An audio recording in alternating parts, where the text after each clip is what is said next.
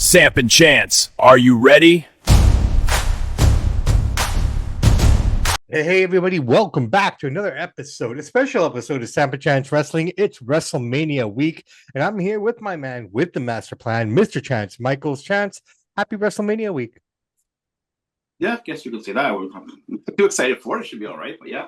It's a I'm big always week in excited. wrestling. Dude, when I look at WrestleMania, I'm always excited. It just takes me back to when I was a little kid, watching it with my dad, going to the Coliseum on closed circuit TV. It's more of a nostalgia thing at this stage. I mean, the show's the show, but I think for me, what makes me happy about WrestleMania week is just knowing all the cool stuff that I did as a kid with my family, my dad in particular, stuff like that. So just, not emotional time, but it's just a nice time to reflect. I mean, how many outside of what we get from WrestleMania, how many bad memories do you have of WrestleMania? No, I get that, obviously, because like I said, wrestling's for kids, right? You're talking about when you're a kid, and I totally agree with that. But I did the closed circuit thing too at Coliseum. It should be a decent show, but like, there's just this is a lot to get. This is the most controversial WrestleMania I think we're going into this weekend that I think there's ever been, and we'll get into that in a little bit, but. Yeah, we'll see, man. Well, listen, why don't we start with AEW? We got a lot here today, man. So we got a lot to cram into our time. So let's get right into that. This weekend we had Dynasty at Rogers Arena, amphitheater. You were saying it was Upper Bowl, but I didn't really see any. Yeah, no, Upper Bowl. So there was 3 sections open to the Upper Bowl. Okay. They didn't show it on TV because on television, from my perspective, for their live, just they had 9,200 people sold tickets. Yeah. Upper Bowl event. I almost feel this would have been a better. I'm just talking logistics here. Nothing against the show. The show was great. The show was good. Why not run it at the Coliseum or at the Agrodome? I'm glad you brought that up. I was talking to my friend, promoter of 40 years ago. As I mentioned, I talked to him about 3 times a week. There's a reason. Somebody said that to him. There's 3 reasons why they didn't do that. Number 1, PNE's out. Coliseum's outdated. The lighting isn't as good. The chairs aren't as comfortable. And actually, the insurance for the Coliseum is actually more expensive than the insurance at Rogers. So that's why. Yeah. Okay. Because I almost feel that with 9,000 fans, which is great, they were loud. There's 2,000 more fans they had last year at Dynasty. Right. And from that perspective, I just feel like a smaller venue would have just made it explode even more. But then again, because PNE, I go in there quite a bit, and it's just not a great place for events anymore. Not compared to Rogers. Okay. The food vendors aren't as good because you can't have as many food vendors, and there's a whole bunch of variety of reasons. Right. They made the right choice. Okay, no, fair play, man. You were there. We always talk about these shows being so long, and it's so long sitting at home. What's it like sitting there live where you can't get away? Well, I don't go to 0 hour because I could. No, regardless, you were there for 4 hours. 4 hours. Right? I could care less about 0 hour. It was a good show, man. I gave it 8 out of 10 for the live experience. I don't know what it was like on TV. It's different when you're live because you got up to go and have a drink. You go look at the merchandise. You putt around with your kids. So it doesn't quite feel like 4 hours. You don't just actually sit in your seat. So much going on there. Crowd was hot, man. I mean, they were into it. He brought out Jericho from Canada, Kenny Omega, Kyle O'Reilly. Edge and Christian. Edge and Christian's like 5 Canadians on there. Let's talk about that. Okay, let's talk about that very quickly. So we had. And by the way, one more thing: if you wanted to go to that show, the cheapest tickets for Upper Bowl or even Bottom Bowl at the top were $45. That's taxes. No, I mean, so right then and there, when AEW is growing little by little. I mean, their numbers are about 700,000 now on Dynamite, so they're on to something here, and they just got to keep letting us know it is family-friendly wrestling in the sense of you can afford to go. They have the violence, but you can bring a family of 4, get a hot dog, get a drink, and so super affordable, which is a huge plus for AEW. You gotta respect that. Yeah, no, cool. The actual thing itself, and it's kind of funny because a lot of AEW fans that are always, so happy are giving this show a 7 out of 10. They're saying it was an okay show, wasn't a great show. Would you agree with that? This is coming from their own fan base. I would say, well, I'm an in-between guy. I'm not a WWE or AEW homer, because to me, you can't be AEW homer or WWE homer and do a podcast, because then you're biased. I'm not biased. I give it 8 out of 10 simply because you were there. No, because I know what he's doing. I know what Tony Khan is doing.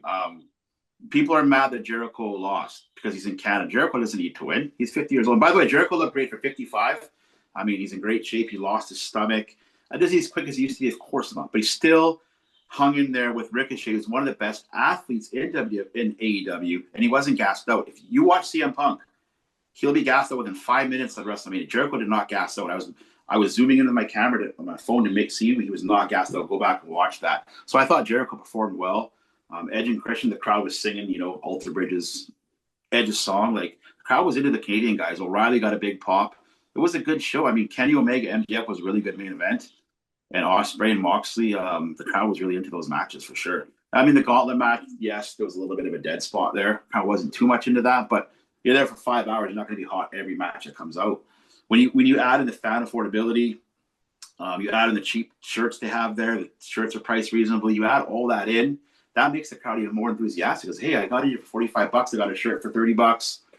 My W shirt's like $60-$70. So it's like, yeah, no. It was a good card. Tony put on a good card. He put on a really good card. It was good. There's obviously a few things I could pick out to nitpick it, but I thought it was pretty solid. It's not about nitpicking. I just found it interesting. These are just observations. It's not nitpicking. We had 4 big Canadian names. Well, 3.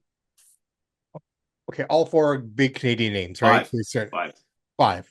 Mm-hmm. Well, I'm just lumping 2 of them together, okay. But I mean, isn't the tag team? Very AEW unlike booking though, which is what I found interesting, is that all the Canadian guys except the one went over, right? Which is interesting. I just thought, okay, this would be in a good spot for Edge and Christian to win the tag titles, but I can see what they're doing because they're kind of using this platform to build up to the next big show, All Out or All In. I'm not sure which one it is, but it's one of the alls. And, I can see them building it up, but I just found it interesting that from that perspective, the show itself was pretty decent. Again, I'm not to criticize or anything, but again, we're watching a show, and if you're not paying attention, even if you're paying attention, a lot of these matches just kind of happened, right? Like the ones that we broke down are the ones that we knew, but there was like 4 matches added to the card in the last 24 hours, which just kind of came out of nowhere. Unfortunately, that's wrestling nowadays. Both companies do. They throw matches in thin air. They hope they throw spaghetti at the wall. Here's a match. It'll be a 5-star match. WWE, AEW. Well, I think AEW does a lot more. I think AEW is more guilty of that, to be completely honest. I'm not saying WWE doesn't do it, but I think AEW does it a lot more, which is why I bring it up a lot more on their brand. Right. But I think it's going to get better. Now, let's segue into this. So the show was fine. Everything is there. Everybody probably already knows what's going on, so we don't have to go too deep into it. I'll tell you what's happening here. So people were mad. Oh, how come MJF kept the belt over Omega? Okay, I'll tell you why MJF kept the belt over Omega. Because what's going to happen here is when they do their big show at Wembley Stadium, Ospreay's taking the belt off of MJF. Yeah, that's probably why. So that's smart. No, guaranteed. So that's why they're doing that. And Omega can't have a run right now. He's not strong enough to do the run. Well, he doesn't. He just Ospreay's going to win in England. It makes sense, right? And Edge and Christian, same time, they don't need the belts. Like Edge and Christian Jericho, they don't need these belts or wins. It doesn't matter. We're against Dynamite's on tonight. We're in Everett, Washington, right? One of my buddies from Touch Football is actually going, Ryan Holton. He's a big AEW fan. But the main event tomorrow is going to be MJF or Darby Allin. Now Tony Khan's smart. He's putting it out there. See that I won't talk about that much. I'm glad you brought that up. I'm glad you brought that up because all the people in the IW series say Darby's going to win because Tony's kind of feeling for Darby's not going to win. The main event is going to be MJF Ospreay at Wembley Stadium. Ospreay walks out. Here's the thing with Darby Allin, and nothing against him. The man's climbed Everest. He's done some amazing things. You can't take anything away from the guy. Pacific Northwest guy too, right? I mean, respect to him. Unfortunately, I look at that guy and I realize that when he hits 40, he's not going to be able to move, if he keeps this up the way he is. Of all the matches, the one match that I will probably criticize is the fact that Andrade lost to Darby Allin. The reason I'm saying this, and we talk about giving people an opportunity, giving people a chance, right? How many times is Darby Allin going to get a world title shot, especially looking like you say, a plumber, a guy that anyone can beat up in the crowd? You know what I mean? Don't make a long dart. Anybody can beat him up. Right. But so here we are in a situation where Andrade's hot. He looks great.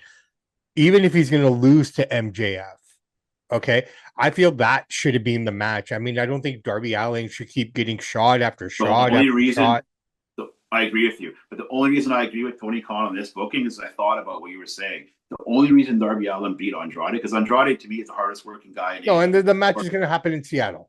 Bingo. Well, he wants him in the main event. He wants that Yeah, pop. Darby's not winning. I figured that as much, but at the same time, you had Edge and Christian here, and I get it. Okay, so it is what it is.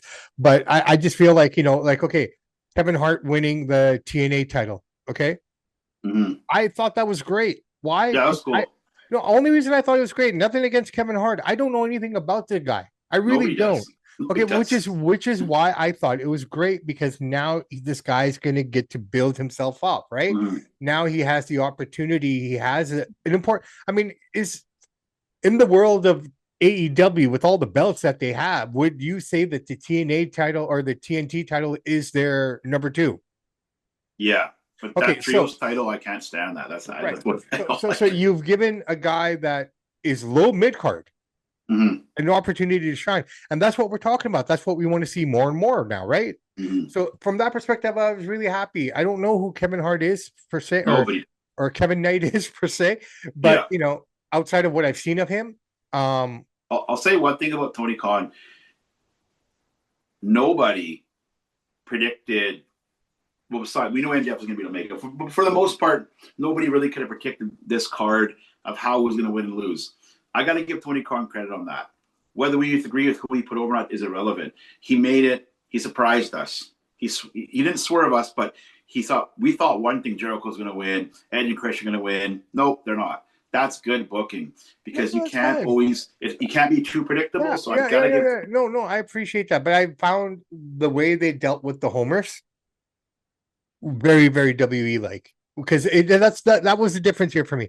Because with the homer, when WWE does the homer thing, they usually make the guy or girl lose at home, right? It's standard. I don't know why they've done it. Maybe that's just Vince's way of keeping everyone under control, sort of a deal. Who knows? But with Tony, it's always usually 90% of the time you get that feel good moment, right? That's what he's known for. He wants to make people happy, like you said. For him not to do that leads me and perfect segue into where we're going next. Do you think Bro and Coach had a little bit of an effect on him going into? I was just about to say that before you said that. I think this week earlier. Let me hold on, brother. Yeah, go ahead. I appreciate that. Bro and Coach and Bro had him on their show for the first time, and I thought, okay, this is interesting, because this man's walking into the dragon's lair, not the lion's den. Okay, this is bigger. This is 2 dragons. Okay, I'm not saying they're alphas and omegas and betas, nothing like that. Okay, I don't care for any of that. But these 2 guys are dragons when they come in terms of the world of podcasting, in terms of their confidence. They're very similar to us, right? Like, they could almost be as strong as us as we are in our confidence and stuff. And it's kind of interesting, because a lot of the times I find that you and I are talking about shit that they're already talking about a couple days later. So it makes you wonder if they're listening to our show. Thank you, Coach and Bro. I love you guys. I really do. We're all in the same wavelength. We seem to be, right? We seem to be, right? We're just kind of, people haven't heard us worldwide yet. And God have mercy on everyone's soul when that happens, because, Samp&Chance is something special. But okay, he goes in there. I'm thinking they're gonna kill this fucking guy. They're gonna eat him up because he's so nice. It was like, and again, no disrespect to Tony Khan, one of the nicest guys in the business. We give accolades to people who rape and pillage and kill, and it. I was saying this yesterday to somebody. I saw this old movie. It was like a black comedy. And it was 2 sons and a grandma. Okay. Yeah. And both sons came home at the same time. One son came home from university with a master's degree. The other son came home from doing a 10-year stint in the pen. Yeah. But the grandma, being old school ghetto style, she was more proud of the son who did the 10-year stint than the son who came home with the master's degree from Harvard. Yeah, I know what you mean. Right. So that's what society is. We cheer the people who are bad. But we look at guys like Tony Khan, who we criticize heavily. Yep. But we criticize him based on what he's giving us in terms of this and that. Outside of the ring, I don't think you can find a nicer, gentler, kinder man than Tony Khan. So Absolutely he's going into this thing with two big bulls, and he's a little calf. Yeah. Okay, and again, I say that with all due respect. Yeah.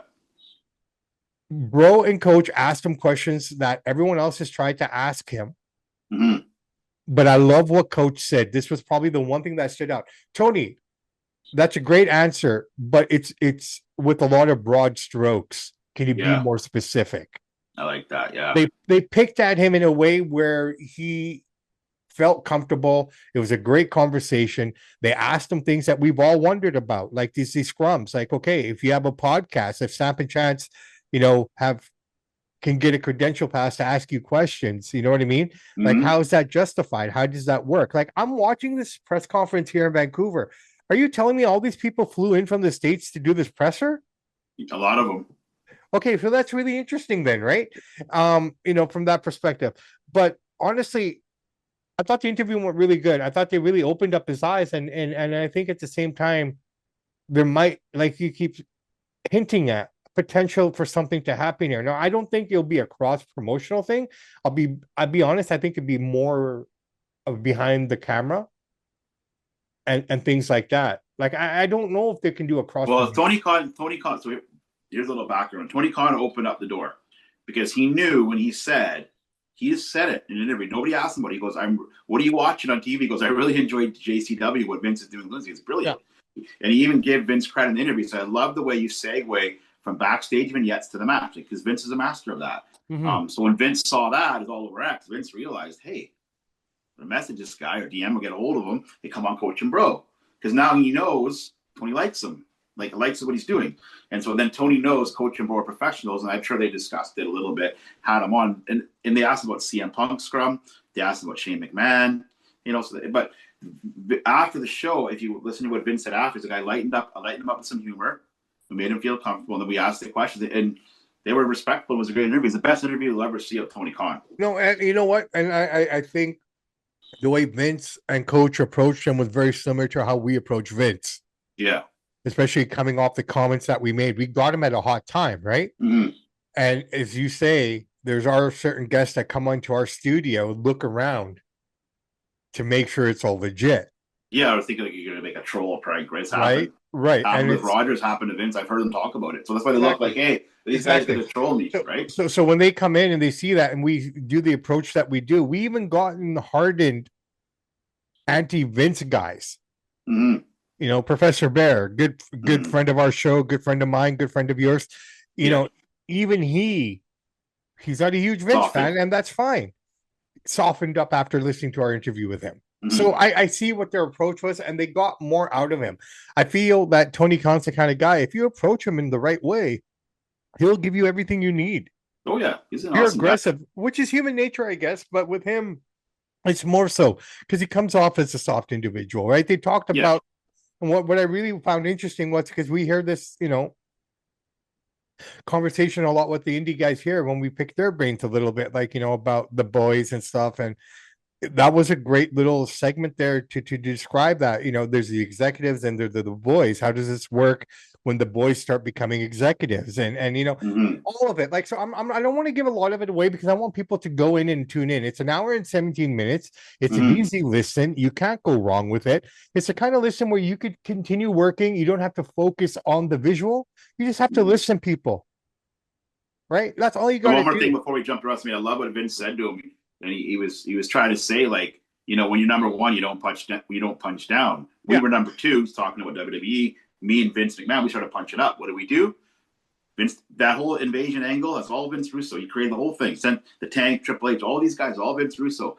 That got the attention. Then they started changing the ratings. You know what I mean? So Russo was trying to encourage Tony Khan, punch up, take on the competition. Tony's just like, he's just can't. Well, here's the thing, nice and you know what? And Vince is right, because I think and I see what Vince wants to do here, and he sees the opportunity, and if he keeps on him and they build a decent relationship, we could technically, I believe, if Tony Khan loosens up a little bit and lets other guys like Vince in, okay, I'm not sure what it would look like. I'm not, it's all hypothetical, obviously, right? It could be a complete disaster for all we know. Okay, we don't know how it's going to play out. But if something like that would happen, I think that would really make AEW a legitimate. I'm not saying they're not legitimate number two, but they're a number two that no one has to be Well, worried about. let's put it like this: when TNA was at its peak, Vince Russo was writing. They were getting over 2 million viewers a week. Right. AEW hasn't sniffed over a million in 4 years. So No, Vince I Vince get should that. at least consult with them behind the scenes. He But should that's call, what what I'm do you saying. think? And kind of That's what I'm coach him a saying. bit. That's Coach what him. I'm saying, right? Yeah. Something like that. Because I mean, ideally, at the end of the day, and they brought this up, and this is a prime example of the show that you just went to. Okay, $45 tickets, great. I love it. Absolutely. That should be Not that. all seats are 45, No, but the no, no, no. majority. I'm just using that as a base point. Okay, at $45, like you said, $45. 35 for a t-shirt. Where are we? $75. You got a couple kids with you. You know what? A couple, cold pops, some popcorn, a hot dog. The whole night's probably going to cost you $150. Yeah. Okay, and that's great. In this economy, at this time in the world, $150 out is great value, considering that's how much it basically costs to take a family of four to the cinema. Okay, so you can't go wrong with that value. But I love where Vince was going with him. Like, it's about the money, bro. How are you going to make the money? So, yes, they gave the fans great value. Okay, you had 9,000 fans in there. I didn't notice too much pyro. The set looked pretty simple outside of the entranceway. I could tell that they weren't really bringing in their own rig lighting or anything. They're using what was there at Rogers Arena. So they kept their costs down there. But I'm curious to know, a show like this, are they in the green or are they still in the red? You know what I mean? He made some. I don't know the numbers, but they made a few bucks. Tony Khan is that up so much money. They're both. No, I get that. But they got a big TV deal. Invest into the company more to become a legitimate, and that's what Vince and Coach were saying to him, right?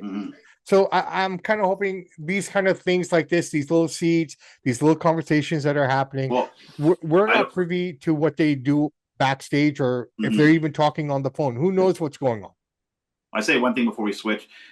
If Tony Khan didn't go on the Coach and Bro show, I think Dynasty would have had a different outcome of who won and who lost. But I think they kind of made him think, like, wait a minute, I'm being like too predictable. You, right? It's like I said to you. Yeah. Because I mean, three of those four Canadian matches should have had the outcome that is typical AEW outcome, right? Which kept me interested. It's like, okay, when who was the first one to come out? For what? So Jericho loses, right? Because he's which is I found really interesting. Okay, the one thing that he complained about as one of the reasons why he left WWE was he was the second match at WrestleMania. Yet here he was the second match on this show in his return after a year. Interesting. I'm just saying. He's getting older now. I think. No, I get it, but it was kind of funny. That was such a sticking point for him at that point, right? Okay, so Jericho loses. I'm thinking, okay, fine. He doesn't need the win. You got to keep Jericho. You got to keep. Unfortunately, Ricochet, who supposed to have been punished or disciplined, seems to win the match. But hey, okay, that's another story for another day. Then I'm thinking, okay, well, Edge and Christian, then that should be the feel good story, right? No, that didn't happen either. I'm thinking, okay, they're gonna give Omega one more run. Wasn't even thinking Kyle O'Reilly. Okay, I knew he was coming back on the show, but this is where that discombobulated booking happens for me, because all of a sudden there's a trio tag team match that just kind of came together in fucking 12 hours. I guess Tony Khan's thinking was, like you said, Jericho's needed one. I guess what I was thinking was actually the only guy from Vancouver technically is Kyle O'Reilly. Everybody else is from Winnipeg or Ontario. So yeah. But I'm happy that Tony didn't give us a predictable show that we all. That's fine, and I have no problem with it. It's different. All right, listen, it is WrestleMania week. Yep. Okay, but before we get into the predictions and everything, I want to talk about the stupidest thing that I saw. And I said this to you Friday night when you came to pick up Brian. Okay. And then 2 hours later, Coach said the exact same thing that I said to you as you guys were walking out the door. Remember? I'm not looking for cloud. I just want to show people that we're all on the same fucking wavelength. Yeah. I love Coach. Yeah. If he comes out on SmackDown on Friday night, okay?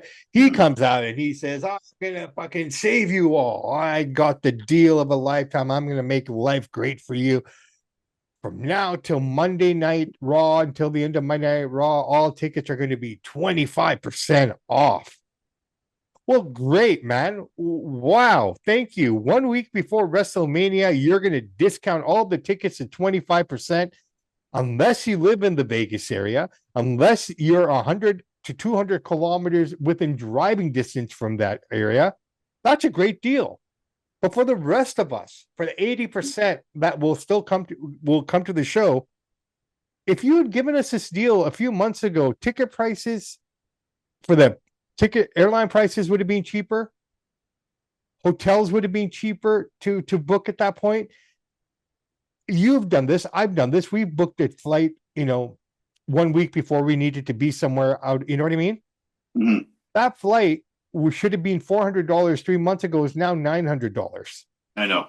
Okay, that hotel that should have cost you maybe $150 a night if you had booked it at the time you were supposed to book it is now almost $900 because they know now, Vegas will know that, oh, all these people are coming in. We're going to jack everything up a little bit, right? How? In what world does that make sense to anybody? That is the stupidest thing. That really makes WWE, in my opinion, make them look like they think their fans are stupid. Well, another thing that really bugs me is that if you're whatever somebody that bought a ticket for $500 when it first came out, now you can get it for 25% off. That's Well, not that's fair the other fair. piece. So what are you going to do with the 60,000, 40,000 people who've already paid full Nothing. price? Too bad. That's too bad for Well, you. but that's what I'm saying. So this it is sucks. Yeah, it's not right. I thought WrestleMania 39 was kind of messed up with the whole Rock thing, or WrestleMania 40 was messed up with the 40. Rock. I thought, oh man, this is going to be a hard one because of everything that happened. But this is, like you said, this is discombobulated on a whole different level. It's not so much the card. It's not so much WrestleMania The card on matches paper looks itself. all right. No, what this is everything else outside of the ring, literally, right? And so I've been looking before we came on the show. I looked at the ticket sales. Both nights have only sold 40,000 tickets. So each night separate will be the lowest selling WrestleMania, I believe, ever. Well, I mean, so we still have 20,000 tickets for each night available. No, and they'll probably get them out there. They'll get them out there. They'll probably comp them. They'll fill up the stadium. It won't be an empty bowl, right? We'll get the crowd in there. But here's the thing, man. It's just like, Chance, we've said this. When did we say this? 2 years ago. I would love to. I wish I had the time to. I just don't. But I go back into the archives and see when we were talking about TKO. What we said and predicted is happening. People are revolting, right? I said to you very vividly, I remember it, until the fans step up and start showing their displeasure with TKO and what they're doing, nothing's going to change. Yeah. The fans finally stood up, man. It took them 2 years to get around to it. Mm-hmm. Okay. But we're seeing it in the same vein with other TKO entities.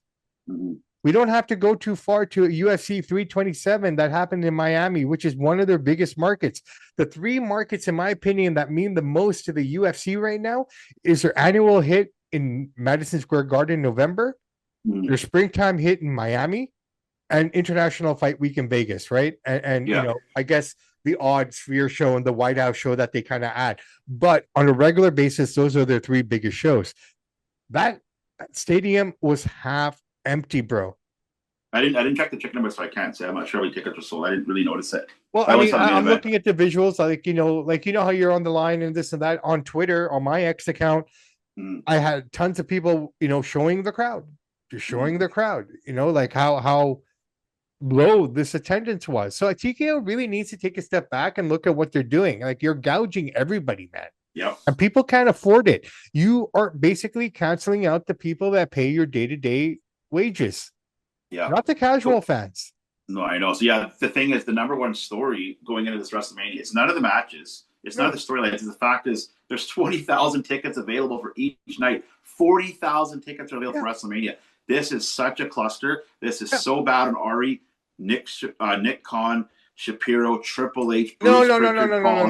I'm going to put that back. I'm going to put that back. You can blame Triple H for booking. You can blame Triple H for programming. You can blame him for that stuff. But when it comes to the things that we're just talking about, that's Khan, Shapiro, and Ari all the way. I'm not blaming Triple H for the ticket price. I'm saying all those guys together have no idea what they're doing. You have the ticket prices and the bad booking. If Triple H thinks the casual fan wants to see CM Punk, they do not. He has to understand that. I get you might like him. You might think he's cool.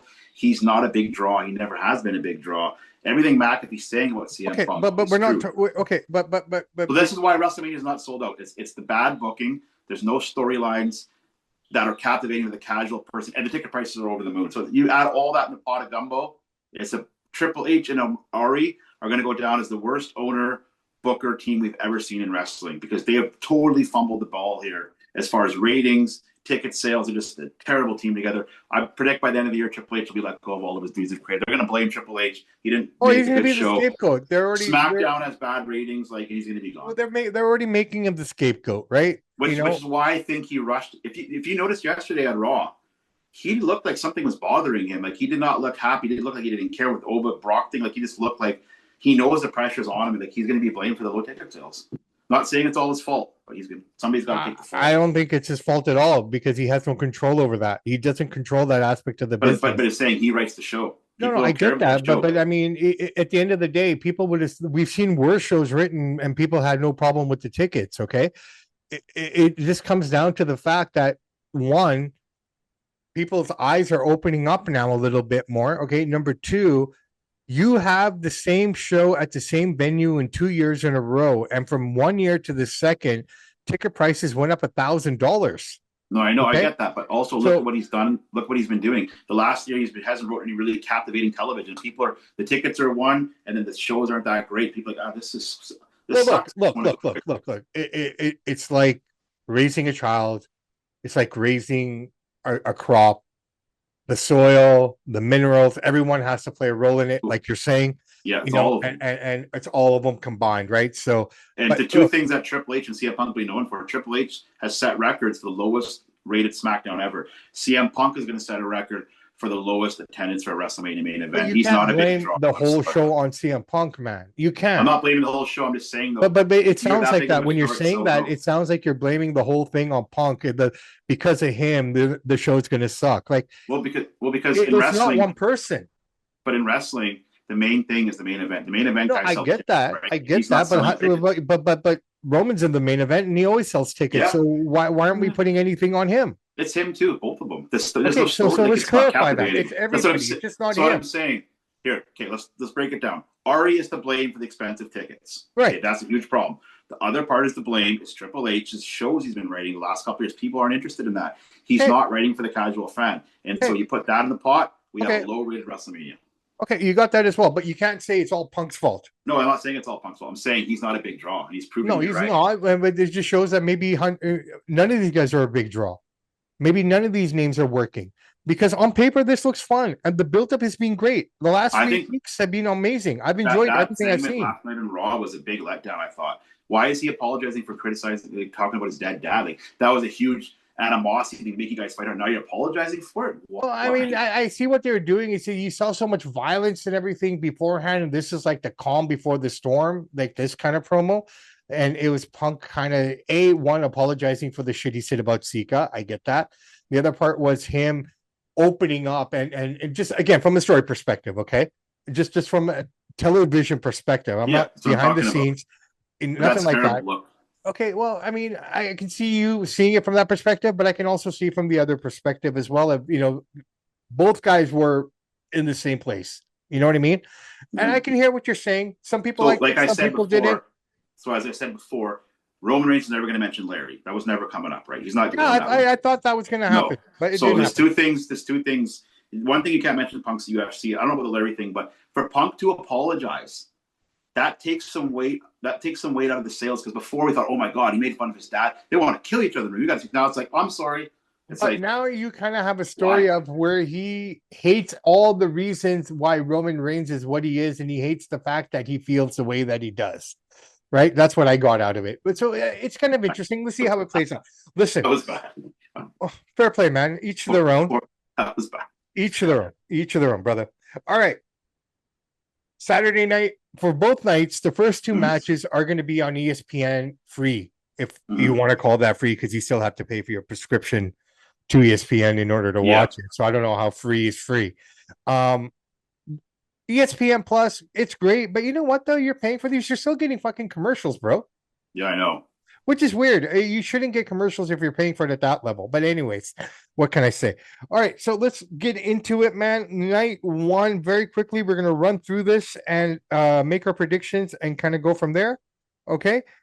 So basically, for the first two matches, I don't know which is going to open or which is which, but these are the two matches that we're going to get in the beginning, match 1 and 2.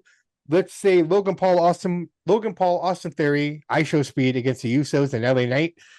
Um, let's just do quick fire and a quick points here and there.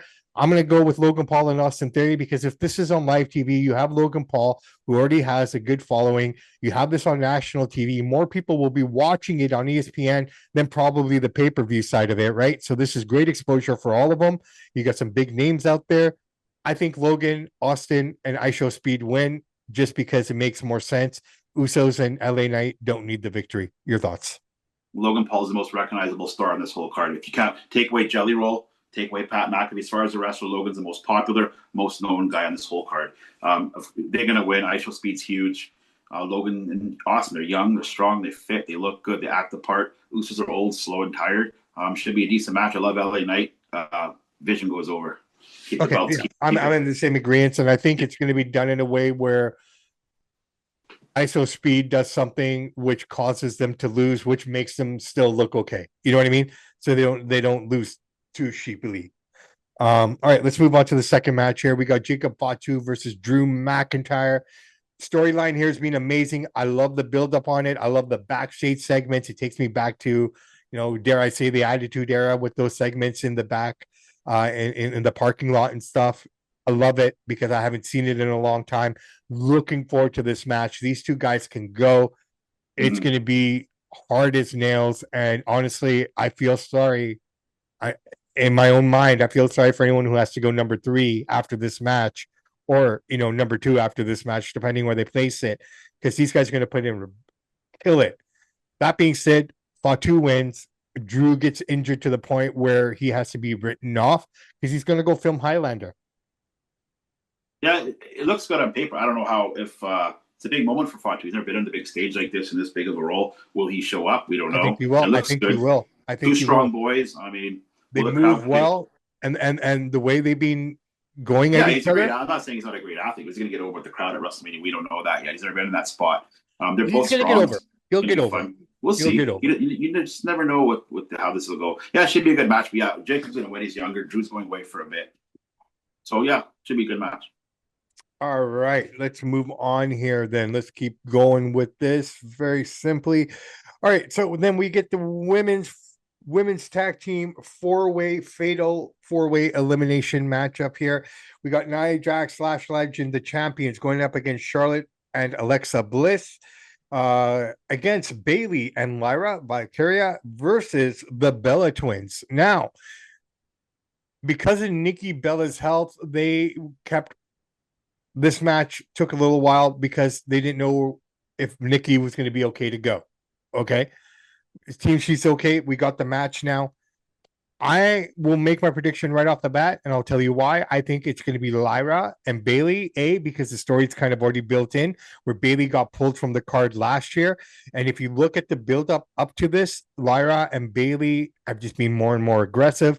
They've been losing leading up to this, which is just making them more angry. And because Lash and Nia don't need to be pinned, I think Bayley and Lyra take the title. Man, am I so tired of Bayley. She's been on TV for how long? Her character is so stale.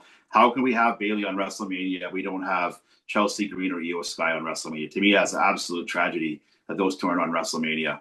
I'm so tired of Bayley. I'm not saying she hasn't had a great career. Chelsea's injured, to be fair. Yeah, okay. Well, she needs a break. It's just been too much. Tired of her. Okay. I like to see Lash Legend and win. I don't know what this one. This one's hard to call, but I think they dropped the ball in the women's WrestleMania without Io Sky out there. I'm not a huge fan of her. Gonna probably should be there. Io was supposed to fight Asuka. Find something else for a pivot. No. That's going to happen. It'll probably happen closer to Backlash now. They moved it. That was their contingency plan. Listen to what you're saying. You're saying Io Sky won't be on WrestleMania. She's going to go to Backlash. That's a huge slap in the face. No. She will be at WrestleMania, probably in the corner of Rhea. Okay. Still not performing though. No, she's not performing. And I understand what you're saying. I get that completely. But again, they were waiting on Nikki Bella to see if she was going to be okay. Right. This is Pivot. the problem. Right. So that's the issue there. I Okay. get it. That sounds fine and dandy. That's an excuse. Pivot, make her, give her a match, give her something, make us something. Throw it, Yeah, throw but a you know spaghetti what? at the wall. Everyone's complaining about Seth and Gunther being announced 2 weeks before. Can you imagine the backlash if they announce this the week of WrestleMania? Dude, they have so much backlash. It don't matter anymore. She needs to be on No, the no, card in no. some I get it. I capacity. get it. I get it. I'm a biggest heel fan. Trust me. You know what I I don't mean? really care for her myself, but she needs to be on the I card. do. I care for her a lot. I think she's awesome. I love watching her wrestle. That's fine and She's dandy. She's on the amazing. card. They don't think much of her. She ain't on the card. I guess I don't know what's going on here. Well, let's see. There's a lot of people that aren't on the card. Okay, let's talk about it. Jacob Fatu, the Misfits, they're not on the card. Jacob Fatu's on the card. He's fighting Drew. No. Sorry, not Jacob. I apologize. Solo, and his MFTs, they're not on the card. Okay. Well, I don't really have a problem with that. No. I'm just saying the Wyatts aren't on the card. There's a lot of people that aren't on this card. Yeah, but they're not a big a star as the Sky. No, I get that. But I'm just saying if we're gonna put names out there like that, right? Like, but that's you can. Like if you're gonna give a spot to fucking Rusev, okay? I'm telling you. And for the first time last night on Raw, they made him look like the guy that he's supposed to look like. A little too late, in my opinion, but they finally made him look like the monster. I've said it many times. Look like. Rusev has never been over. He's never going to be over. They should never brought him back. Okay, so let's move on here. Yep. Let's just stay with the women. Let's finish it up here. AJ Lee versus Becky Lynch. I think Becky just takes it. I really the build up on this one. This is probably the least intriguing match to me personally, only for the fact that it just kind of there because it's there. This one's hard to call. If her husband wasn't in the main event, I would say Becky, but I think we're going to see AJ Lee and Punk walk out as champions because they want to keep Punk happy. That's my take. I think Becky wins it because I don't know. I'm gonna stick with what I said. I see what you're saying. It makes sense. I don't know though. I was going to say AJ just because of what I said. We'll see. Okay. Well, let's talk about her husband, AJ or Seth versus Gunther. I don't think the match is the story. I think it's Gunther saying to Paul Heyman, "I'll collect my favor when I'm ready." And I think that's planting the seeds for Gunther and Brock at SummerSlam. That's what he's going to go after. Long-term booking, I don't know, but that's what I'm saying. That being said, I think Gunther goes over. He wins. I don't want to call this match a filler because these guys are both good wrestlers. So that's a little strong to say. Match means nothing. That Paul Heyman, I'm so tired of Paul Heyman all the time. He's involved with every wrestler all the time on the card. He's way too over. I think this match is gonna. I think this match is a pivot for both men. Okay, Gunther goes over, and I'm pre-booking in my head. Okay, one of those prop line bets. I think Braun comes in and interferes. Maybe. Well, I think he does. He's good for a spear. He's ready to go. He's good to go. Right? Braun comes in, does the spear, costs him the match. That pivots Seth right into the storyline that he should have been in anyways, right? Maybe, but I don't like doing that. Opens the door for Gunther to kind of start to build up and go from there. You could be right. I don't like doing that type of booking because to me, I feel like I'm making excuses for Tony and Triple H. I'm just going to go by what I see, and what they tell you is Gunther is a career killer, correct? He retired Goldberg, AJ, Cena, those pretty big names. And now you're throwing him in a match with Seth. This match means nothing. And then so they realize that, and they can start. Then all of a sudden he's beating up people for Paul Heyman. Well, they've never even talked to each other before. So but they still haven't though, and they haven't. After he attacked him and Heyman was laying on the apron, he walked away from him. No, I know. So that's what I'm saying. So they had nothing here. They wanted to give Gunther back. You could have found a couple older legends he could have beat up, stomped them all out, and Lesnar does over and they can fight. It's just such a silly match. I get it. But I mean, again, it might be good in the ring, but there's no story. We talked about all the things that are plaguing WWE going into WrestleMania from outside of the ring and this and that, blah blah blah. One thing we got to keep in mind here, man, very simply, to be unbiased, is there were a lot of injuries this year too.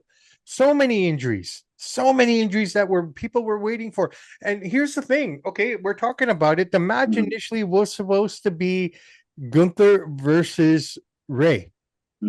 That was the match that was supposed to happen, correct? Well, we don't know that for sure. They never No, announced no, it. no, no. That was the match because they were waiting to see if Braun could go back, and they were I waiting know, to but see it. But they hold never on, hold on, announced hold it, on. though. So we No, can. That's speculation, right? We don't no, know. but that's what we do. We speculate. 90% of what we do is speculation, right? Some When of it it. comes to wrestling, when it comes to the wrestling, okay. Some of it. Look, but those two guys were supposed to be the guys that were supposed to go against the two guys that are fighting each other. I think the big mistake they made was having Ray come back and put him on the. But if you're relying on a dude who's 55 years old to stay healthy when he wrestles like he does, that's a bad mistake. They should have had a plan B in case Ray gets too small. Well, the plan B was him and Gunther, right? But having Ray come back and have him in a separate match, well, why couldn't you put that match together then if you knew he was okay? I don't know what they're doing. I don't know their thought process. So that's what I'm saying. That's what I'm saying. I'm just going by what I see on TV, and this match doesn't mean anything. Might be a great match in the ring. There's nothing here. Okay, let's move on here. But in my prediction, Gunther will take it. Yeah, I think Gunther too. Yeah. Okay, Stephanie versus Liv Morgan. I'm intrigued by this match because this can go two ways for me. Okay, I think Liv wins. I think Liv wins. Yeah, I agree with that. Right, I think Liv wins because she's just so. Outside of that stupid music video that they put on their show last night, which was just lame, in my opinion. No disrespect to her. I just don't see how that fit into anything. Unannounced, out of nowhere, Liv Morgan releases a music video. Okay? Fucking auto-tune never sounded better. That's all I'm going to say. I get what they're trying to do. They're trying to be, I get it. No, I get it too. But I'm just trying to be a little. Yeah, I get it.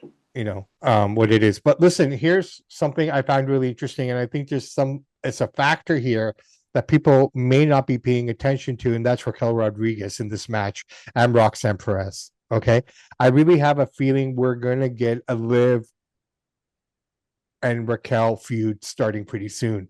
Now, I almost feel that if Liv doesn't win, it's because Raquel will interfere, trying to help her, as Liv has over the last month, and costing her match after match after match in the same kind of vein. The other telltale sign here for me was the backstage segment when Raquel walked in to her and Roxanne Perez, and she told her to leave because she wants to talk to Roxanne alone, which is never done because they're tied to the hip. If Liv wins, it's going to be clean.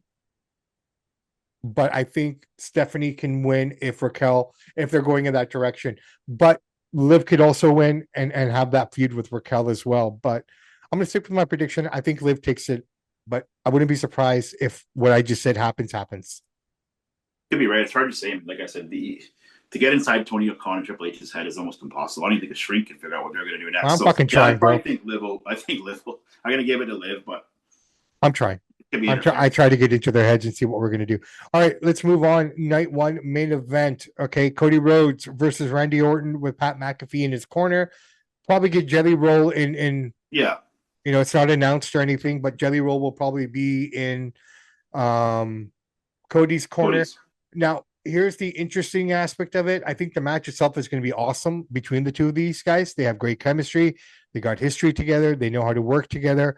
It's the match I don't have a problem with. I'm curious to see what happens outside of the ring. Will we get to see who that person is that's protecting Pat? Maybe. Is this the first time, because I'm trying to think back, where we've had a WrestleMania main event when the two celebrities are bigger stars than the two guys in the ring? I think so. I mean, outside of the wrestling bubble, nobody knows who Randy Orton is. Cody Rhodes a little bit from his dad, but McAfee and Jelly Roll is one of the biggest artists in the world. Everybody knows Jelly Roll. His tattoos on his face, all those hit songs. I mean, Pat McAfee, $90 million deal from ESPN, is all over every morning. He's on a show. He's on College Game Days. Like, these are bigger stars than the guys in the ring. So I understand what they're doing. How this match goes over, I don't know how it plays out. I think Randy wins. I think Randy wins. He gets 15, and we go from there. Really, I think that's what it is, man. Well, there's more to it than that. It's going to be, how is Jelly Roll and Pat McAfee going to play in this match? Are they going to hit each other?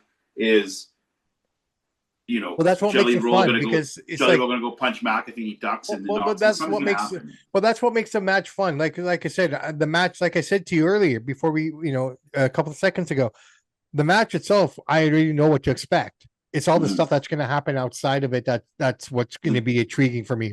How that plays out. The only thing is, I have no problem with them. Like a lot of people are mad about them using McAfee and Jelly Roll. I have no problem using McAfee and Jelly Roll. My problem is I wouldn't use them with Orton and Cody because they're bigger stars than the guys that are in the ring. That takes, I get it, it gets the eyeballs to that match, but it takes away from it. And I'll say one thing: I never liked Pat McAfee as far as his play-by-play, but right now, what he's doing, he's cutting some wicked promos, and everything he said about CM Punk. You're a C-level movie star. These guys are in better shape than the bigger stars. He's saying what we all know about. The casual fan knows about CM Punk, and I'm actually glad because Pat McAfee's promos about CM Punk are more real than Roman Reigns' promo about CM Punk. All Roman Reigns said about CM Punk is you're old. Well, we know that, but you didn't hit him at losing at the UFC. You didn't hit him. McAfee's actually hitting Punk where it hurts. McAfee's bringing some realism to this. Where I felt Roman Reigns. Well, like I said, we want to see more shoot storylines, Yeah, right? oh, And we're getting it, absolutely. and we're getting it. We're getting it. Yep. Okay, and I think that's going to tie into the main event of Sunday night, right? And you know, you and I have discussed it off the air, and I think you and I are both in agreement, but we'll get there. Okay, let's get into day number 2 then, okay? Again, first 2 matches are going to be free on TV. We know Oba versus Brock is going to open the show Sunday. I'm looking forward to this match. I mean, you know, this is 2 big men. This is what you want to see. This is old-time wrestling at its best in the modern era. You know, I'm so glad they're starting the night. Are they starting? Do you know for sure they're starting night 2 with this? Yeah, they are starting night 2 with this. Has it been announced? Yeah. This is the opener. So this is good because this sets the tone.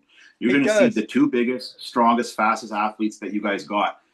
Will the match be great? We don't know if it's going to be great. We don't know. It's going to be a bunch of punching, kicking, and tossing. It's going to be a 5 to 8 minute match, which I'm fine with that as long as it's good. And I'll give Oba credit. I like the shirt he was wearing. He did a pretty good promo last night, you know. So, last night's promo was amazing. It looks really good. I mean, in a way, in a lot of ways. I mean, I know Gunther's in the wings. He's waiting for that opportunity. But if we're looking at, you know, this is a passing of a torch match, in my opinion. Well, the thing is, Obafemi is going against the greatest athlete ever to enter the WWE ring of any wrestling. Nobody's been a better athlete than Brock Lesnar. Size, speed, strength. Outside of the ring, UFC champion. He's done everything. Absolutely. So a lot of people online like Oba's got a belly. He's not quite the shape of Lesnar, but you're not going to find many men like Lesnar. No. So yeah, Oba's going to win. You want to shock the crowd and piss the IWC off? You let Brock win, but it's not going to happen. No, but I think, but he's going to win because Brock's going to let him win. Okay, let's look at Brock Lesnar for a second before we go any further here. Brock Lesnar is the kind of guy. All right, people shit on him. People say this about him. People say, "Oh, he became champion, then he doesn't show up for a month and a half." Blah blah blah. Whatever. Less is more. We already know that. Okay, growing up in the '80s, we did not get Hulk Hogan on every bloody show. He did not wrestle on every show. Hulk Hogan showed up every once in a while, cut a promo. You wanted to see Hulk Hogan, you had to go to the main shows to watch him. Yep. Right, and it was more intriguing. That's a philosophy, and that's a style that's been there forever. So it's nothing new to have a champion that's not there. Okay. But Brock Lesnar is the kind of guy in today's wrestling. He's the last of the old school guys. Okay. Him and Undertaker, if we're talking about active guys, he's the last of that generation. Yep. Okay. Brock will put you over. He did it for Drew at WrestleMania. No, there's no logic in anybody's mind where Brock Lesnar goes into the Royal Rumble, takes out 15 people in a row, and this dude shows up and kicks him once and puts him over the top rope. Brock let you do that. You know what I mean? Yeah. He knows what's good for business. And I know this because what he did in one of those promos, he took Oba's foot and put it on his chest himself. The thing with Brock that people understand, CM Punk was one of the ones who brought this. Oh, you're part-time champ. It's all CM Punk and Seth, whiny crybabies who started complaining about this. They were jealous of the stardom of Roman and Brock. Brock always says the truth. I'm here for one reason only, to feed my family. He's straight up. He doesn't care about wins and losses. You think Brock Lesnar cares about fake wrestling, whether he wins or loses? Heck no, he doesn't.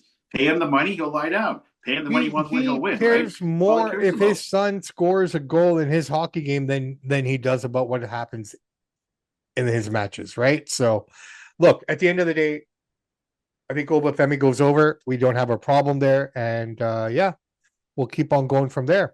All right. Yeah, I have no problem with it. If you want to, hold on. If you want to piss people off, Brock wins. It's not going to happen, but something has to happen on this WrestleMania card. A major upset.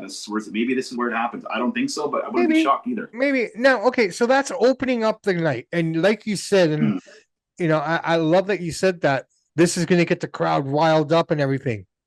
Oh yeah. The second match that they're advertising for free, the number 2 match, is the Intercontinental title ladder match.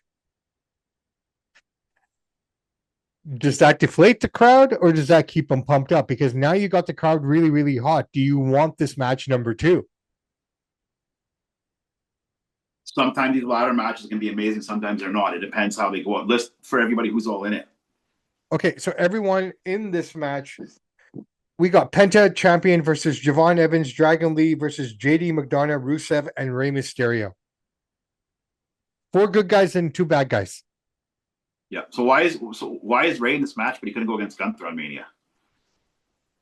That's what I'm trying to get to the figuring. So what I'm saying is, I never believed that Gunther Rey story. They never told that. This is what we heard on the dirt sheets and like speculation. I never believed Gunther was going to fight Rey. I didn't think that was ever going to happen, and we know that wasn't because they could fight. They would be fighting right now. That's why I never believed that. Well, that's what I'm saying. If they knew he was okay and he could have gone, they could have built it up without them touching. Yeah, so that's what I'm saying. That's what I was trying to say to you, man. Like if they knew Rey was good, that makes no sense, right?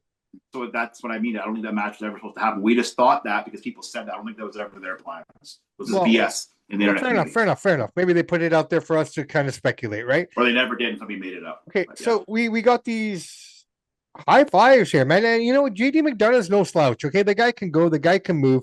It's just weird that he's being put into this match without any rhyme or reason, or like when I sit back and I hear the names you put in that.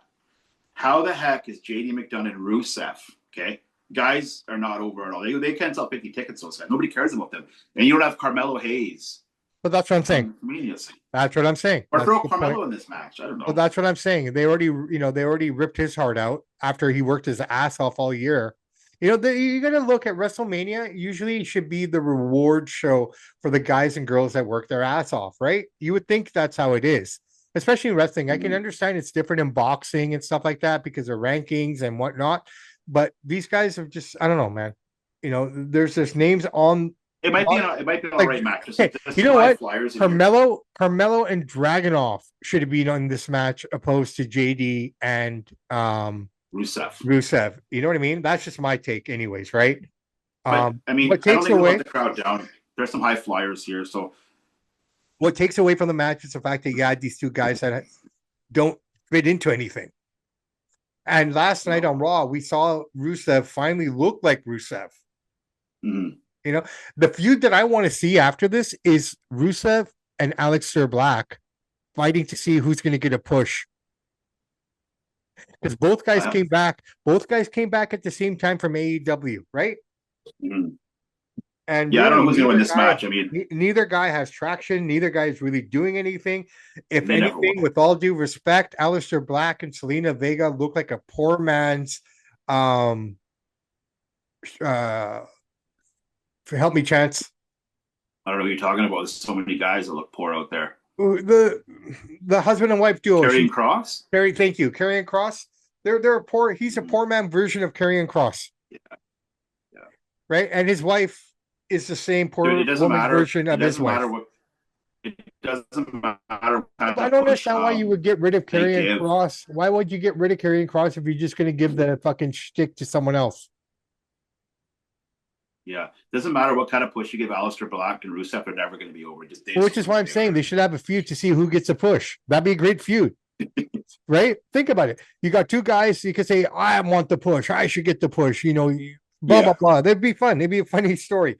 Okay, let's keep going on here, man. So we've what's your prediction for the ladder match, man? I'm torn between Penta and Javon. I think, I'm going to go Javon Evans. I think the guy's hot. People like him a lot. He's a fan favorite. I think more people will get behind Javon Evans than they are with anyone else in this match right now. Yeah, I agree.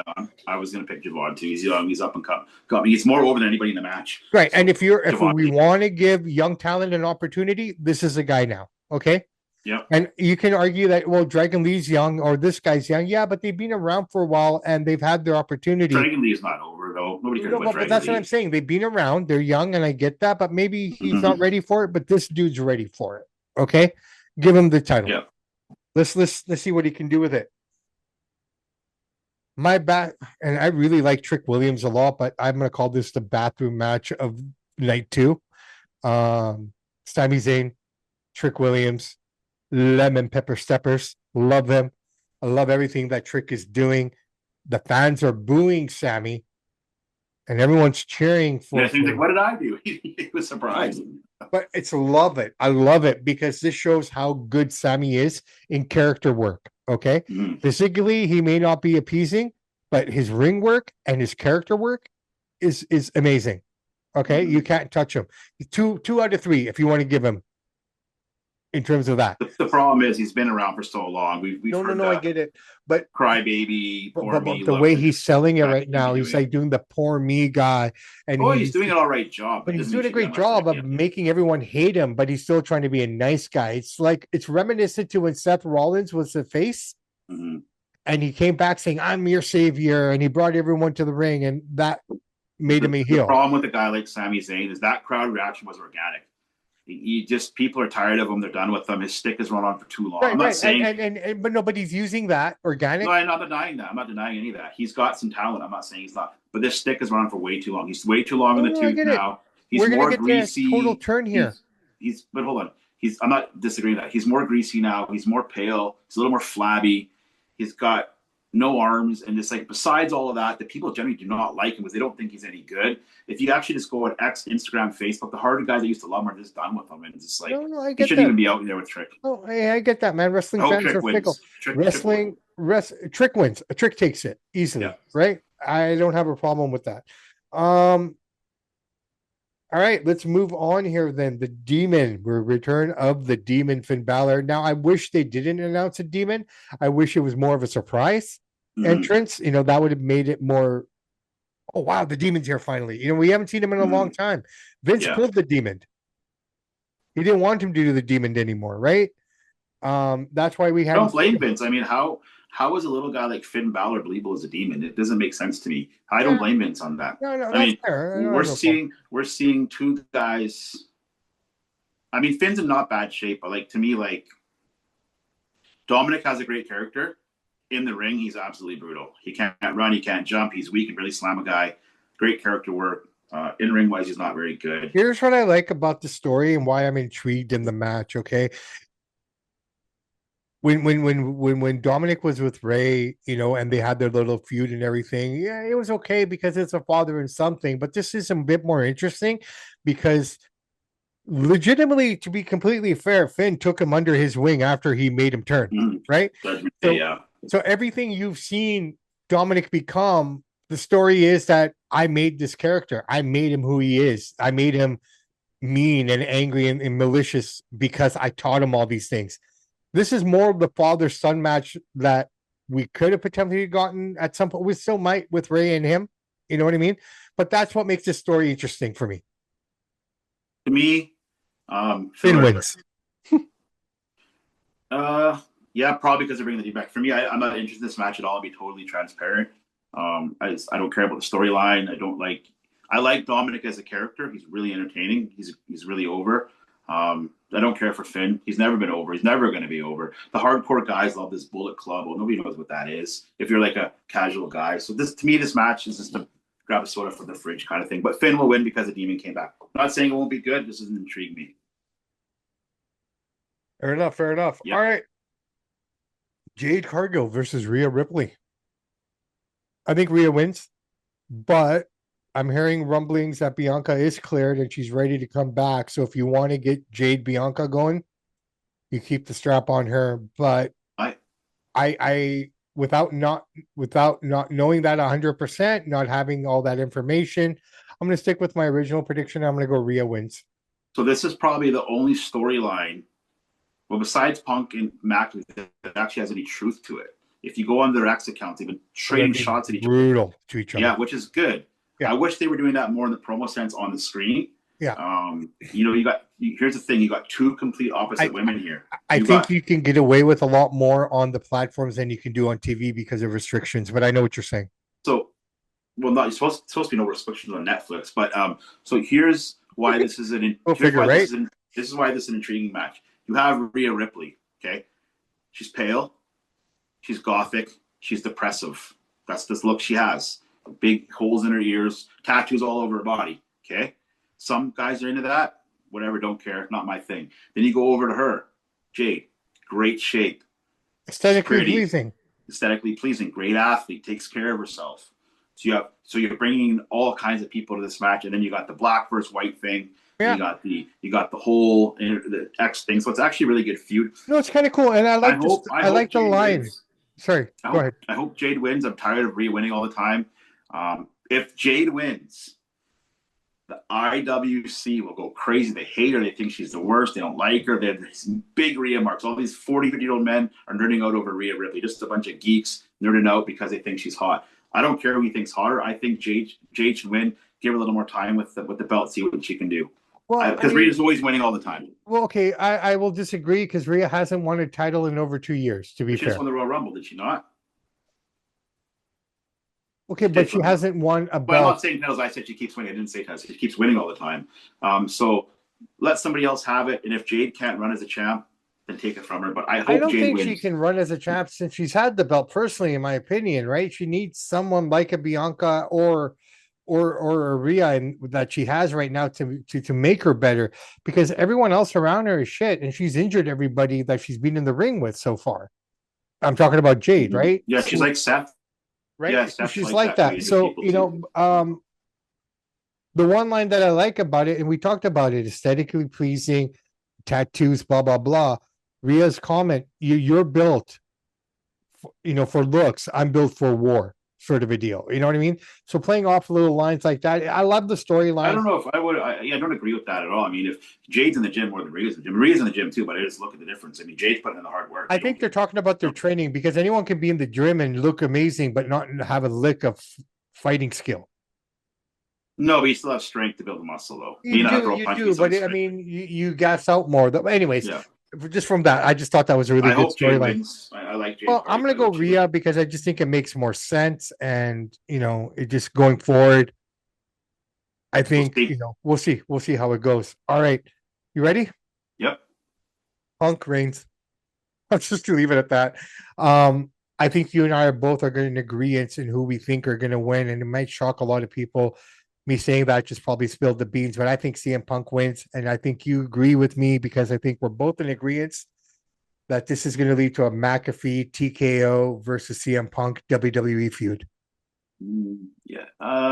Punk's going to win. They love Punk. Triple H loves Punk. I guess he thinks he's like a rock star kind of guy.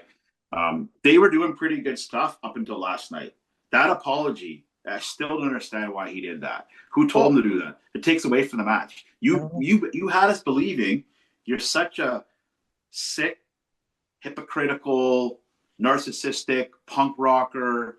But he's still they don't drink guy. And then all of a sudden we all knew how much of a jerk you were. And then you said you made fun of his dead dad. So now the Punk that we all knew was a real jerk actually said the stuff out loud. And then all of a sudden you're like, oh no, I'm sorry. I envy you. It's like that deflated that whole thing. Let's see what they do. I mean, we still have one more interaction. The opening presser, whatever. But the problem is like the thing that was good about this story was there was a little bit of realism, not too much. I mean, Roman said is you're old. He never talked about the dog. He never brought up his UFC career. So this whole thing has been a big letdown. This could have been the hottest feud going. It's not anymore. And we all know Punk's not great in the ring. So the one thing that they did have was the promo stuff. They took that away from us last night. Punk's going to gas out in 5 to 7 minutes.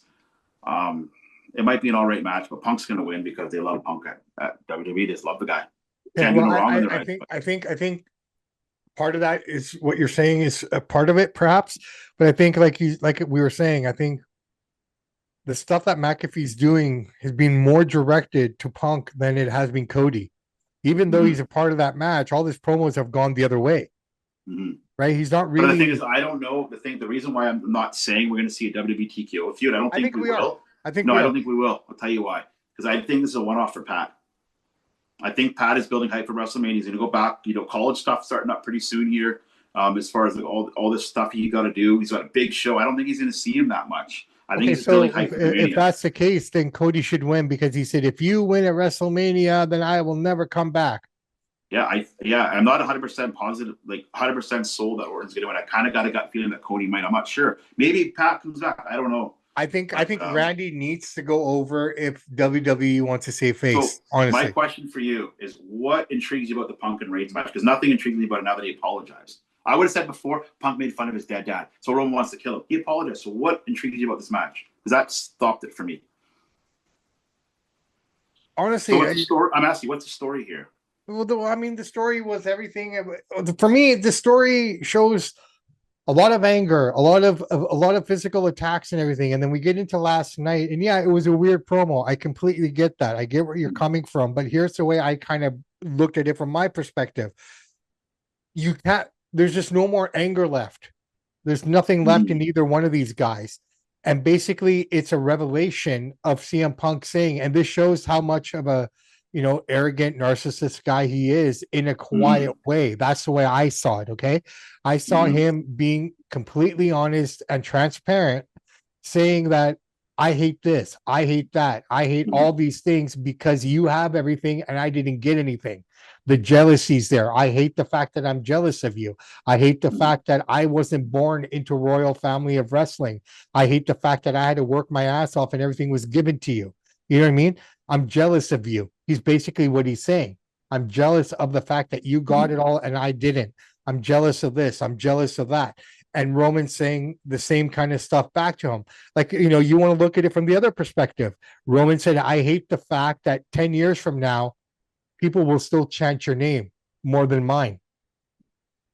You know what I mean? The problem I have with it, you're right. That's exactly what they said. The problem I have with everything you just said there, here is Punk glazing Roman. Roman is glazing Punk. Yet 2 weeks ago, you loved that his dad was dead. It's a total cluster, a total letdown. And by that apology, they shouldn't have. We don't have to see them get physical. Keep the heat going. I meant what I said about your dad. Like now, it's like, oh, people will try your name in 10 years. I'm jealous of you because you're better looking than me. You have a better family. Like this. It was just so bad, dude. Well, it's one of the worst things I've saw for a build-up at WrestleMania that I've ever seen. It was terrible. Fair enough. And I'm sure there's other people, that are agreeing with you, and some people might see it from the way I do. But that's what we do, brother man, and that's what I love. I was listening to SiriusXM today. Yeah, well, what I'm saying is like, hold on. Besides the let's see, what I'm saying is this is a huge reason. Like, ticket prices for sure, 70% of it. The other 30% is this guy here that maybe they're letting him write his own stuff. I don't know. But that kind of stuff right there is why the casual fan doesn't give a crap about wrestling. I appreciate that, bro. But I'm going to clap back again. I'm not. But I keep getting the feeling you keep saying Punk. 30% of it is all on Punk. Like, dude, there's so many people on this card that everyone else should, blame one guy for low ticket sales. I'm saying, but like I told you before, the number one thing, and we do this with CAW, the number one thing that sells is your champion in your main event. If you can't sell that out, then that champion gets a lot of the blame in the booking. It's a combination. That's how it goes. That's a but then Roman should get equal blame too. Then yeah, I am. I'm not saying not Roman too. What I said, both guys cut the most pathetic. You're saying it now, though, bro. You're saying both of them now. No. Before that, you're saying 30% was Punk.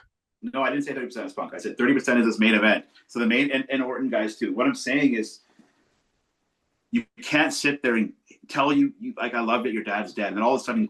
Then now I'm not disagreeing with you at all there. I agree with you. Now you're saying, I'm jealous of you. Okay. That was a despicable, horrible promo in the sense of, this is WrestleMania, guys. This is Triple H. You know what? Maybe he comes out on Friday and says, you know what? I was lying because they realized they made a mistake. We'll see. We'll see how it goes. I hear what you're saying. Listen, we got to tie this up, brother man. Yeah, we got to put a bow on this. This is the most chaotic, discombobulated cluster, that I've ever remembered going into a WrestleMania. This is the least hype, the least anticipated, least tickets sold WrestleMania that we've ever seen. This is very, very bad. Heads are going to roll here. And I think by the end of the year, Triple H is out.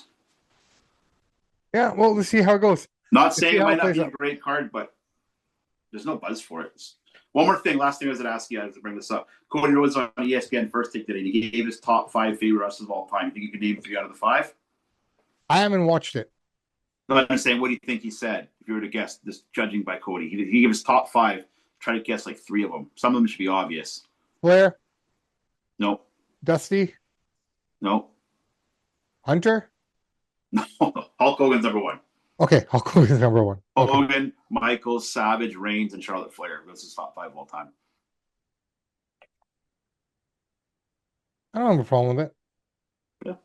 Hogan's number 1. I really don't. I'm looking at it because if you're looking at the contributions each one of them made to the business from their own perspective ways, yeah, I can see that. That makes sense. Yeah, Hogan, Reigns, Michaels, Macho Man, Flair. Yeah, I don't have a problem with that list at all. Yeah. It's a bit of nostalgia and a bit of modern take of it as well. Okay, no problem. Yep. Because quite frankly, the Charlotte one makes sense. I mean, yes, Moolah, if you want to put Mae a woman there Young, for the blah, women's blah, perspective, blah. That totally makes sense, right? I mean, she is what she is. Respect to her. Macho Man, yeah, I don't think Macho Man gets enough credit for anything he ever did. I really don't. I hate to say it, but Macho Man, unfortunately, Macho Man, unfortunately, was in an era of Hulk Hogan. Any other time, any other era, Macho Man would have been the number 1 guy anywhere. Okay? It's kind of like, and people call me F1. So I'm going to use an F1 example here, okay? Yeah. When Michael Schumacher and Mika Hakkinen were fucking throat to throat in the 90s and early 2000s, you had guys like Ruben Barrichello, Ralph Schumacher, Damon Allen. Sorry, not Damon Allen. Damon was there as well. Nigel Mansell, okay? Nelson Piquet. All these guys that I named right now could have been the top dog in F1 during that era, but because Mika and Michael were so good, they got lost in the shuffle. And I feel that's the case. I think that's the case with Macho Man. Yes, he gets his flowers. Everyone loves him and respects him. And his catchphrase, oh, yeah, that'll be forever. I don't think he gets enough credit for who he truly was. I think that's, we're looking back on it now, hindsight's 2020, but in the time, 80s, 90s, he was always up there. But he was always never up there, but he could have had. But he was never the main eventer most times. He was never the NWO leader. He was just always there, but not quite there. But we look back at him now on YouTube. Oh my God, that was amazing. But in the time, he was over, but he wasn't as over as some of the other guys. No, I get that. It's always hindsight, right? It's always when we look back 20 years later, then we realize. It's kind of like one last thing before I cut you off. It's like this. It's simply like this, bro. The stuff that our fathers taught us when we were kids, we didn't understand until we got older. Yeah. Same kind of philosophy. Okay. You don't really know what you had. You don't know what we were watching until 20 years later. Yeah. So one last thing. Yeah. Miz, because I love golf. So he was at the Masters. So TKO rented a house. The Miz was at the Masters, hosting only there on Thursday. Yeah. He was there. They had TKO golf balls. He was wearing a white suit, right? With the green shirt or something? Yeah, he was passing them out and stuff. And he did a great job because Miz is a good-looking guy. He can fit into the golf world. TKO was just there branding out. Miz is one of the most underrated guys around. Like, I don't need to wait 20 years to say this. The amount that Miz does for this company, okay? He does not get enough accolades. He is always guaranteed to be that guy. You need someone at 6 a.m, he's going to be your guy to do it. Yeah. Okay. Yeah. The only other guy that had that same kind of drive and commitment was Cena. Yeah, he's hosting. Yeah. Right. So, we didn't even talk about that. John Cena is hosting WrestleMania. There's some fun vignettes, do some silly stuff. Whatever. Give us the filler stuff, right? I like it. I have no problem. Hall of Fame as well this weekend. Stephanie's going in. AJ's going in. Bad News Allen. Sid is going in. Legacy Wings. Demolition's going in. And Dennis Rodman. So you got Hall of Fame on Friday night. If you're in America, you can watch it on ESPN. Internationally, everyone else, we get to watch it on YouTube. That's your Friday night. That's 9 p.m. I believe it's going to happen almost around that time after SmackDown. It's going to come on. So if WrestleMania weekend's in full effect, man. You got Raw, you got SmackDown, you got the Hall of Fame, you got WrestleMania Saturday, Sunday, and then Monday Night Raw. I'll tell you one thing. I do not want to hear Stephanie McMahon's speech about her putting herself over and how hard she'd worked for women's rights and how amazing she is. It's the total Well, egomania. But I'm you know, interested in Dennis Rodman and I'm interested in Demolition's speech. I'm interested in AJ. Yeah, he'll be all right. I'm never a big fan of him. And I'm He's a good interested. worker. Here's what I'm interested in. Will Bad News family and Sid families get a chance to speak? Because what I'm hearing right now, they're not getting the opportunity because they're going into the legacy wing. They're just going Because to legacy means announce that it. legacy for people to know it means just that you're passed away. That's what it No, means. I get it. But you want to give the opportunity to the family to, like for everyone else in the past that they've done it for. They did it for Rocky Johnson. They did it for everyone else. That's passed Different away. though. They had different boss man in those times. No. I get it. But let's see. That's what I'm looking forward to seeing if they give.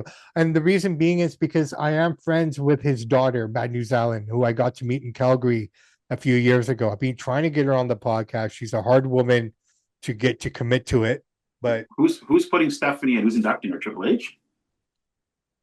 that I do not know. That I do not know. I don't know. All right. It's WrestleMania. We've done everything we needed to do here. We went long today, brother. Yeah, we went you and Bear style today. Yeah, we did yesterday. Bear and I did 2-hour show. Oh wow. But it was just flowing like this. We're just talking, right? Mm-hmm. It's easy when you're just talking. This is what makes it so fun. When you got this connection that you got our cadence, fucking easy work, man. Yep. Hands down. All right. That being said, it's WrestleMania. Everyone, I'm Bobby Sampson. He's Mr. Chance Michaels. And the words of the great ACDC, those that download, like, subscribe to the podcast, we salute you. We do salute you, ladies and gentlemen. It is WrestleMania week. Like I said, the days are getting longer, and I know this for a fact because yesterday I didn't realize it was 7 p.m. It was so light out. I'm like, oh shit, nice. 7, right? So enjoy the weather, enjoy your time. Unfortunately, it is spring, so spring showers bring May flowers. So sit back, relax, and wait for the blooms to happen. And yeah, guys, if you're gonna have parties, if you're gonna have gatherings, please be safe. Okay, enjoy good food, enjoy good smoke, do whatever you got to do to make yourself comfortable and happy. Just get home safe. Just get home safe. That's all we want to hear about, right? The only criticisms and bad news that I want to hear about after this weekend is how shit WrestleMania was potentially, how this match didn't deliver, how I'm angry about that. I don't want to hear about anyone not getting home to their kids. Yeah. I don't want to. That's not the story I want to hear. And I'm sure that's the story that Mr. Michaels doesn't want to hear. Work hard, believe in yourself, and forget the naysayers. Samp and Chance are out.